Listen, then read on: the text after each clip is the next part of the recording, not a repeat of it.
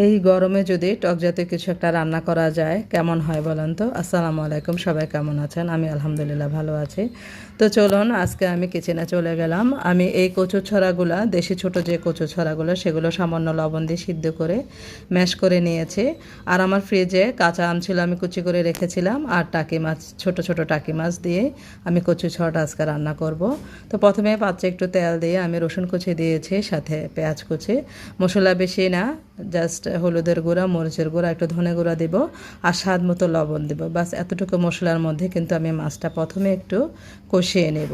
তো কষানো হয়ে গেলে তখন আমি যে আমগুলো কুচি করে রেখেছিলাম সেই কুচনো আমগুলো দিয়ে আরও একটু দমে রাখবো।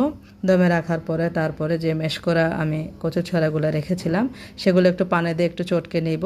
চটকে নিয়ে ওই পানিটাই সহ আমি কচু ছড়াটা পাত্রে ঢেলে দিব। তো এক্ষেত্রে আপনারা কিন্তু অবশ্যই স্বাদ মতো একটু পানি বাড়িয়ে দিবেন, নাহলে কারণ এটা বেশি থিকনেস হলে এটা খেতে ভালো লাগে না, এটা একটু পাতলাই ভালো লাগে। তো আমি পরিমাণ মতো একটু পানি দিয়ে নিয়েছি। বেশিক্ষণ আমার কুক করতে হবে না, কারণ এগুলো সব কিছু কুক করা আগে থেকে। তাই আমি বাস জাস্ট একটু নেড়ে চেড়ে একটু দমে রাখবো। তারপর নামানোর আগে ধনেপাতা আর কাঁচামরিচ দিয়ে আর লবণ হয়েছে কিনা সেটা টেস্ট করে নামিয়ে ফেলবো। এভাবে আপনারাও করতে পারেন। সবাই ভালো থাকবেন। আল্লাহ হাফেজ।